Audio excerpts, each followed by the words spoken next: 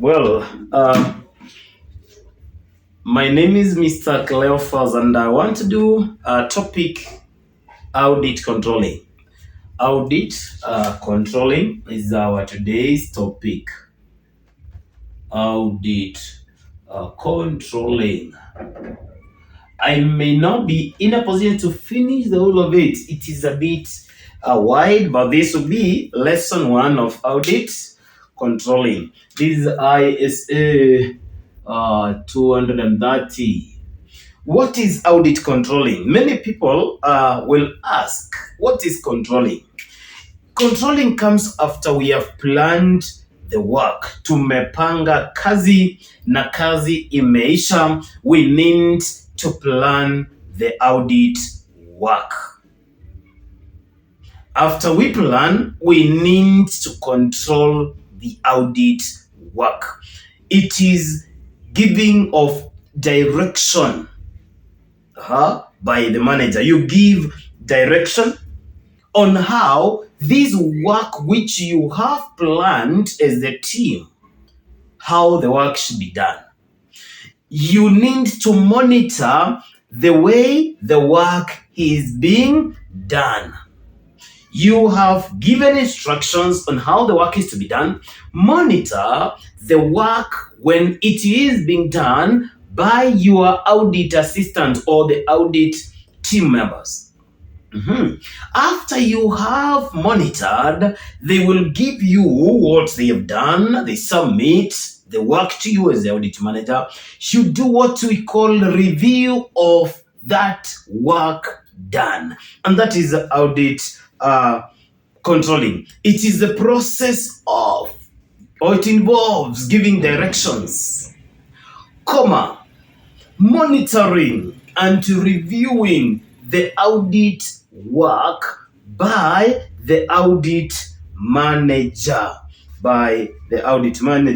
For what reason? In order to ensure that the work done is of good quality and it has been done as per the standards. That is what? Audit controlling. Then you need to understand the controlling procedure. The first thing when controlling the work, you need to know you are not the manager who is doing that or everything. You give the work or you assign the work to your junior team members or to the team members, and that is what we call delegation is the first stage. Audit manager needs to delegate the audit work or some tasks to audit team members. And proper delegation is done considering experience of the person to whom the work is being delegated, the skills of that particular person, the experience with the team member. You don't just delegate blindly. You look at some things or some qualities before you delegate the audit work. We have to consider experience, the level of training, etc. So that is exactly what we mean by delegation. That is, you assign the work to your assistants. That is the first stage. When you give people some task, you must show them how to do the work. Number two, give them instructions, and that is direction. Audit manager needs to give instructions in the particular manner in which the work is to be done. So, after you give the work or delegate, give instructions on how to perform the particular delegated task. Now, they know what to do. You need to monitor them.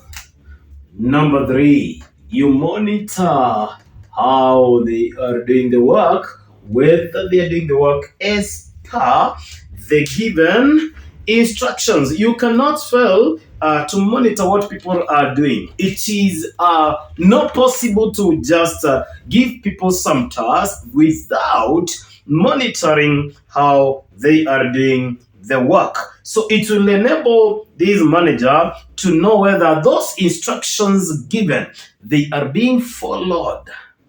That is monitoring. After we monitor, then we are in the last stage. We review the work. Review of the audit work. Review of audit work. We have to check what has been done. They have completed the work and brought whatever they have done, maybe at their record and their reports. We need to check keenly. We need to review the work, to draw conclusions also. And we need to ascertain whether this work which has been performed, has it been done as per the auditing standards, and does it meet the quality controls of the audit firm? So audit firms should adopt quality procedures. So we are saying we review the work to ascertain or to draw conclusions from that work and to ascertain whether the work has been done as per the quality controls. Quality controls, what are they? Somebody will now ask. Mwalimu, tell me, what are quality controls? Mwalimu, niambie, what are quality controls? So that is what I want now to explain. Quality controls.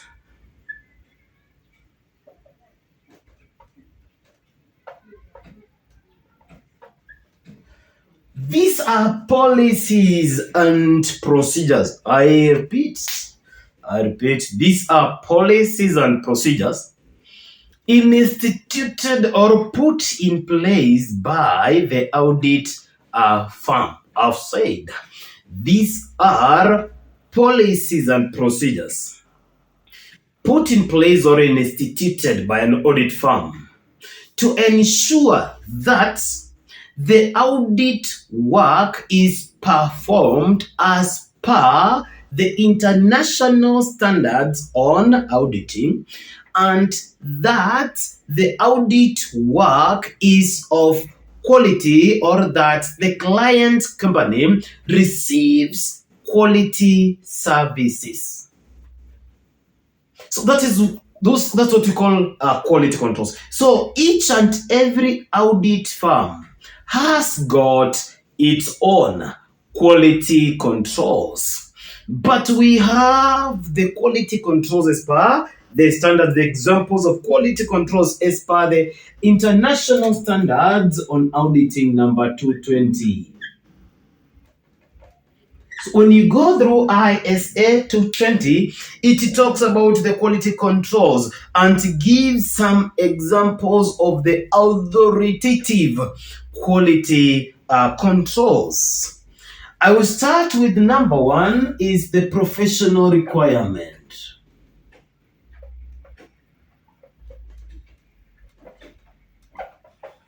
So we are saying there are policies and procedures put in place by a firm or by the audit firm to ensure that the audit work is off or is done as per the standards, and that it is of quality, meaning and to ensure that the client receives quality services. For you to give clients quality services, one, you must work with people who are qualified.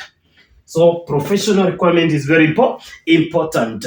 Those personnel in the audit firm, they are required to be professionally qualified. I repeat, those personnel in the audit firm, they are required to be professionally qualified. They should ensure they adhere or follow the code of ethics for professional accountants. I repeat, the personnel in the audit firm should be qualified, or they should have the required professional qualification, and they should ensure that they adhere or follow the code of ethics for professional accountants. Who can remember the code of ethics? One, integrity. They should ensure integrity. Number two, independence. They should be independent. Another one, professional knowledge, competence, duty, and skills. All those ones, they need to be followed by the members of the audit firm. So professional requirement is very vital, or is a quality control to ensure an audit firm is giving quality services. We also need to understand another quality control, like delegation is very important to know. Delegation is also important, and it's a quality control.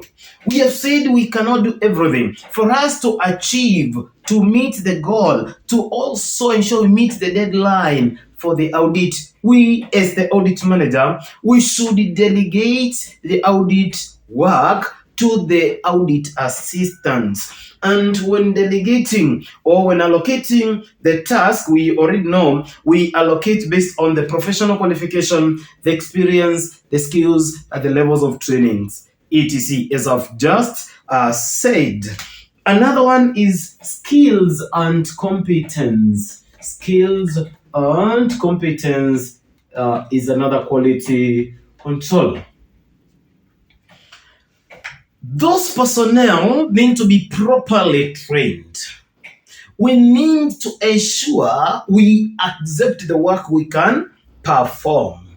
And sometimes the skills and the competence will come through proper training of the audit team members. We also have another one, consultation. Where necessary, we need to consult as an audit firm.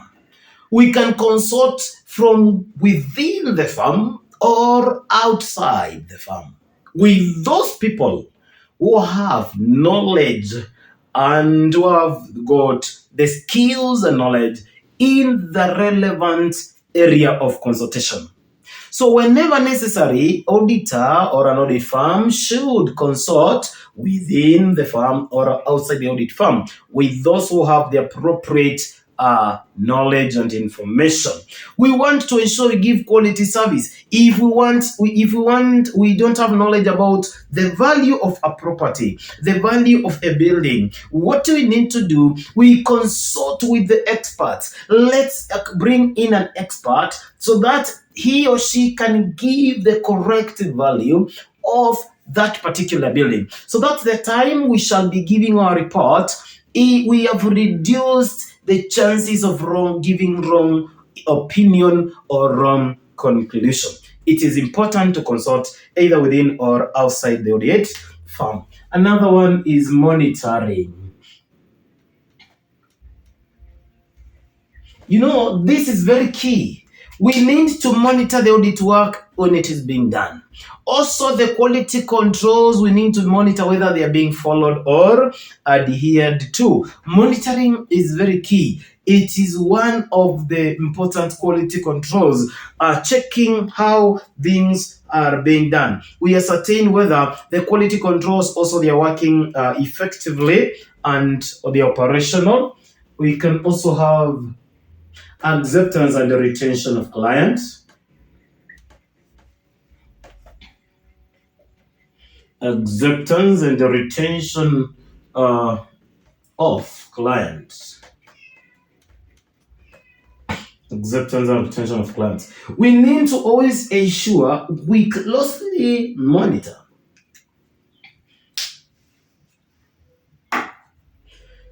whether the existing clients, or we ensure we retain the clients after they have become our clients. So don't just have a client, then the client leaves. Then we need to do an evaluation of what we call the prospective clients.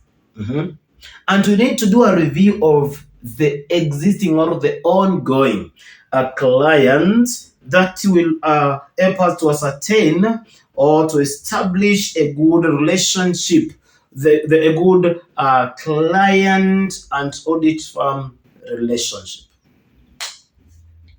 So those are some of the very important quality controls. And also review is a quality control also. I'll talk of review as a quality control. Review number, I'll put it number 7. Review is a quality control. It is very, very important to do what we call to review the work. If a junior person or auditor does the work, it will need the work to be checked by another auditor.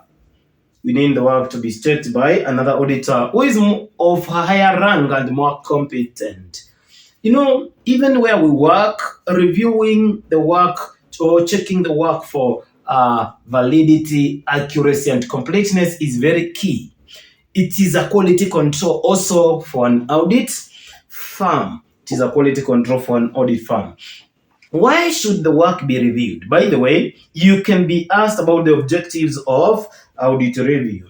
Objectives of audit review. Objectives of audit review. When you're reviewing the work or the audit work, you want to know, has that work been done as per the plan? So, objectives of audit review. Number 1 is to ascertain whether the audit work has been performed or conducted as per the plan. Tuone kama kazi imefanywa kulingana na the program. In audit planning, we talked of what? The 2 planning documents, audit program and audit planning memorandum. So we always have a program on how things are to be done. So has the work been done as per the set program? That is one of the reasons we do review any work. Number 2, we want to ascertain whether the results which were obtained are adequate, or the information obtained is adequate. That is why we are reviewing. Is the information adequate to enable us, or is the evidence adequate to enable us give an opinion? That is why we need to review the work. Also to check the relevance of the conclusion reached. How relevant is the conclusion reached? It is also a very important thing. How relevant is that information? It is also another important thing. And also, we are reviewing this work to know, when the team members were doing the work, have they considered all the important matters, all the significant matters, and have they been reflected in their conclusion? So those are some of the benefits of reviewing the work. And audit work is very important to be reviewed. It is very key to review the audit work as the audit manager. So that is controlling part of controlling. And now it is important to understand, when it comes to review, we have types of audit reviews, by the way.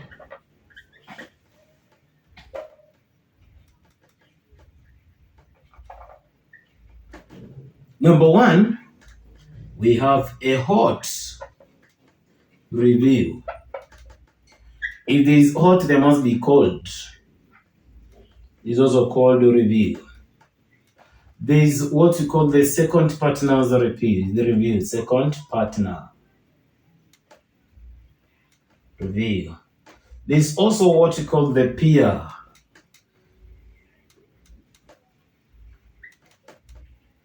So we have those 4 types of reviews. One is hot review. This is a review done when the audit work is ongoing, during the audit field work. That is when you do the review. So it is a type of review where the work of a junior staff is checked by a senior person in charge of that audit. As the audit work does what? Progresses. That is a hot one. So that if there is any issue, it is addressed during the audit work, not after they are done, they are through with the work.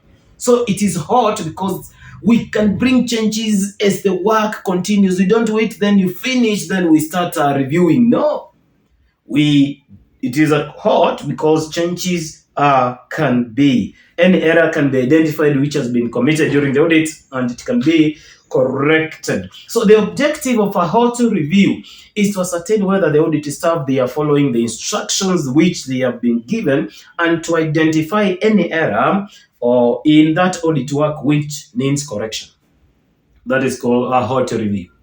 Cold one, it's the opposite. It is now after the work has been done. So a cold review is a type of review which is conducted or whereby the work of a junior auditor is, or after the junior auditor has done the work, then the senior auditor comes and reviews the audit work after the junior completes that particular work. So that is what we call a cold review. So it's a review done after the audit team members they have concluded or they are done the field work. Why should there be a code review? What are some of the objectives by the way of code review? We know to ascertain whether financial statements are prepared as per maybe the standards. These are some or the principles of accounting. Also to ascertain whether the quality controls also they were followed. That is why we are reviewing. Also to ascertain whether the work delegated by the manager was carried in accordance with the terms of engagement. Remember, we are given some terms of engagement. In the engagement letter, we have how we expect the work to be done. So we want to ascertain whether it has been done as per the terms of engagement. Also to ascertain whether the evidence which has been obtained is enough to support any required conclusion, etc. etc. We have the second partner's review. Sometimes I can take up an assignment or an audit. Then we agree, you can take me and another audit firm. We agree for me, I shall be doing the audit. The other partner is going to review the audit. So that is when what is called a second partner's review. After done, the other partner who never was engaged, who was not engaged in the audit, his work shall be to review what I've done, to ascertain whether it is of quality and it is done as per the quality controls.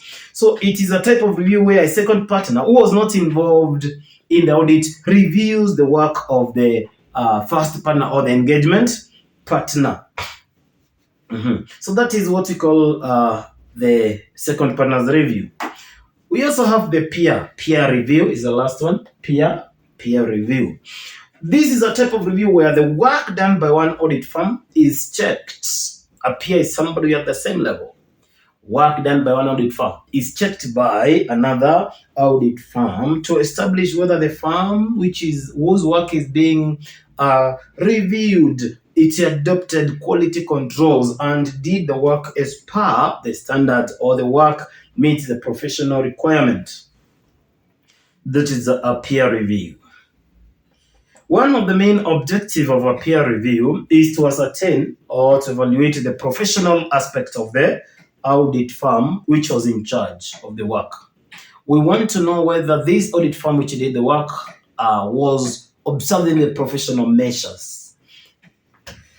So those are types of reviews. Regarding any objective of maybe the peer review, you can be asked. I know you can just get in touch with me so that we can be at par. The other thing I want to cover under audit controlling is audit files. Let me also talk of audit files or audit documentation. Audit documentation is the recording of the audit work.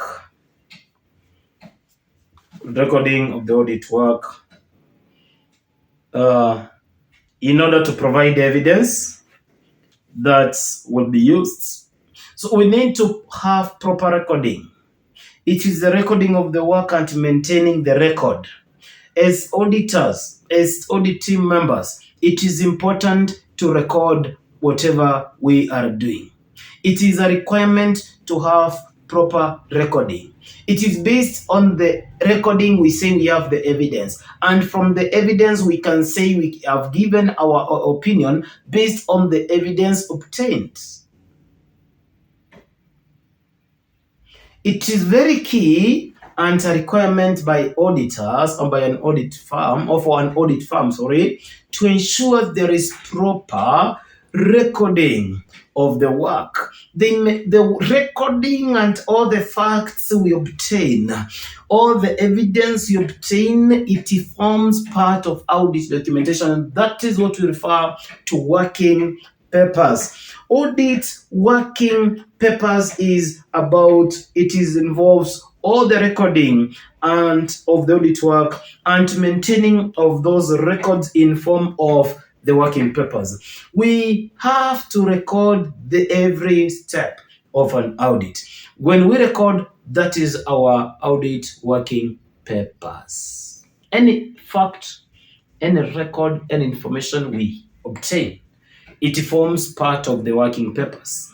Working papers, they are maintained in files, or our record, we put them in files. Even where we work, we have files.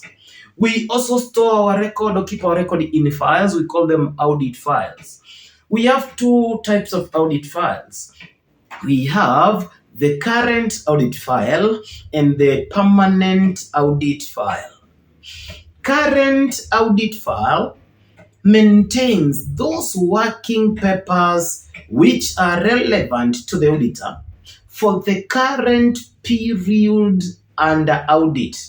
I repeat, I've said current audit file maintains those working papers relevant to the auditor for this current period under audit. I want to explain about the permanent. So because you can be told to explain also to distinguish between current and permanent audit file. Permanent audit file maintains those working papers which are relevant to the auditor beyond this current period under audit, or for more than one accounting period. You can be told to give some examples of the content of the current audit file. One of the content, or what you can find in the current audit file, which I know it is known to many of you, those who have done auditing or they are doing auditing, is a copy of engagement letter. It is a content in the current audit file. Number two, you can also have copy of management letter. Number three, copy of representations letter or letter of representation, which can also be called the management representations letter, a copy of it. It is a draft of also the financial statements being audited is also a content. A schedule of income statement items is also a content. A schedule of the statement of financial position items is also a content. Also, accounting ratios used, or the significant accounting ratios used when doing the audit, is a content of this current audit file.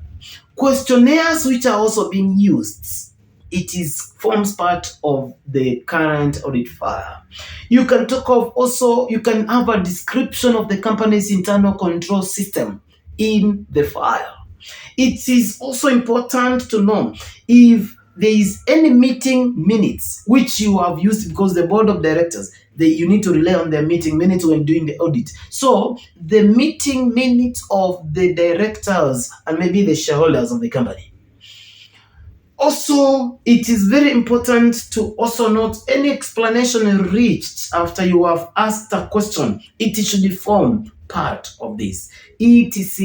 etc. If the work has been reviewed by a second partner, the second partner's review, it forms part of the working papers and current audit file content. Permanent audit file, we have said it stores or keeps those working papers relevant to the auditor beyond the current period under audit. Mhm. Content of this permanent audit file. One, I'll start by saying the company's initial founding documents, the memorandum and article of association of a company. They are permanent in nature. If also next year we audit, they are relevant because they are the initial founding document of the company. So the company's copies of the company's initial founding document, they form part of the permanent audit file. Another one is copy of engagement letter. Under the contents of engagement letter, you'll find at some point, if you have been taught by me, I always give a content which says a reminder to the management or to the client that once this letter is accepted, it remains effective for future audits unless it is amended, suspended, or replaced by another letter. Meaning, if this letter of engagement it is accepted by the company, even next year we don't need to do another letter unless there is need to amend. So it is current in nature if it is the first appointment, and also permanent in nature if we continue to be auditors of the company. So also copy of engagement letter, it is a content of the permanent audit file, and also it is a content of the current audit file. So if you don't have a lot of contents, you just know copy of engagement letter is found in both current and also permanent audit file. Another content of this permanent audit file is copies of contracts or agreements. You find there are contracts going beyond even 2 years given to suppliers, going beyond 3 years. Those are permanent in nature. A copy is retained in the permanent audit file. Company always keeps books. You need to have a list of the statutory books of the company in the permanent audit file, because we don't keep changing what we maintain as company books. They are permanent in nature. A cash book this year, next year cash book, etc. So those lists of the company's books of accounts need to be in the permanent audit file. Also, directors, list of the company directors. We don't expect directors to keep on changing every year. Directors are permanent in nature, and their lists of their names need to be there. Lawyers, we don't change lawyers, banks, and also like insurance companies any day or every day. So they are permanent in nature. List of the company lawyers, insurance companies, and financial institutions or banks. So very key officers also, like finance managers, they don't change. So a list of the company's key important officers or the key officers. If you have properties, you need to also have details of the company properties, because we don't expect mostly them to change. Those who sign documents, we need their signatures or specimen signatures. It's also content, etc. Who owns the working paper? So that is a concept also you need to know. Ownership.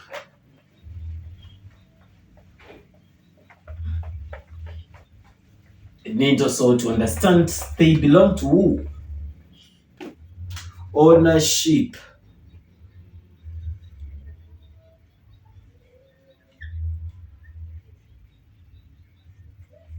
Ownership of working papers. Working papers, they are the property of the auditor.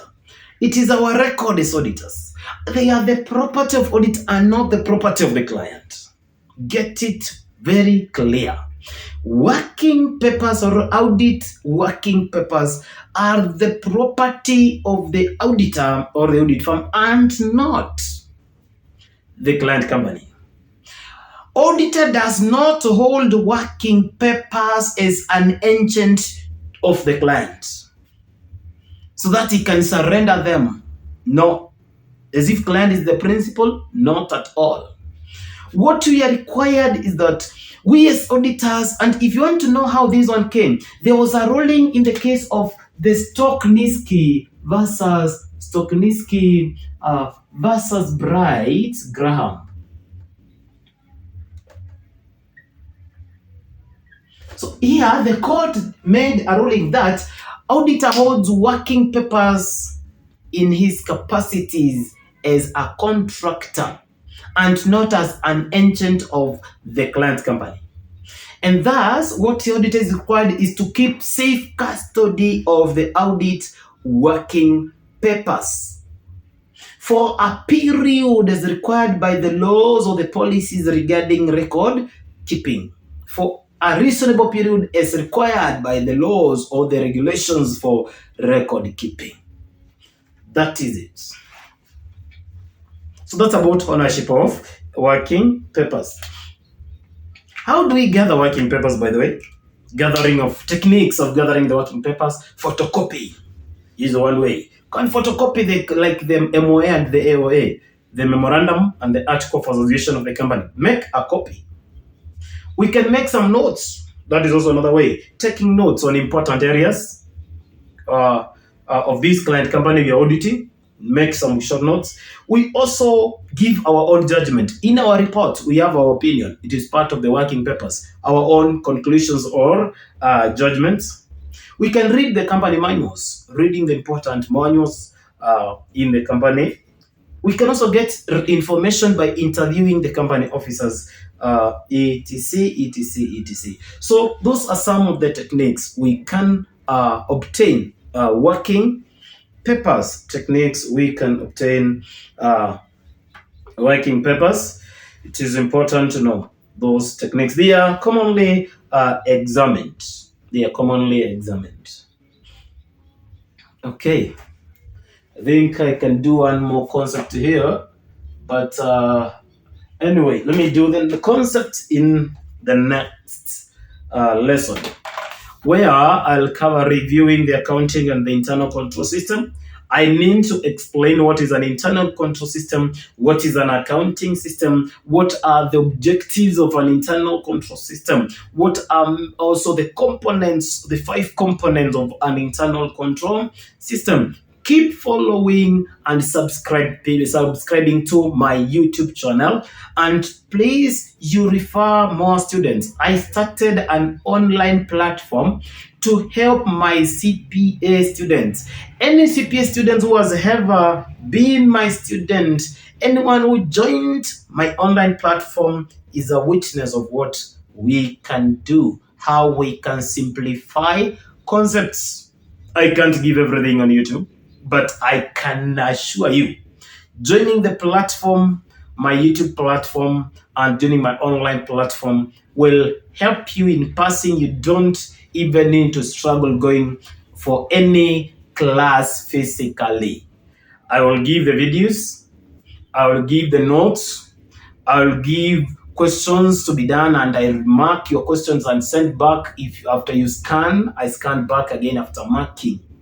I'll guide you on how to answer questions. Not only auditing, all the questions or all the units in CPA, I have lecturers working under my platform, under me, whom I manage, and they give quality work.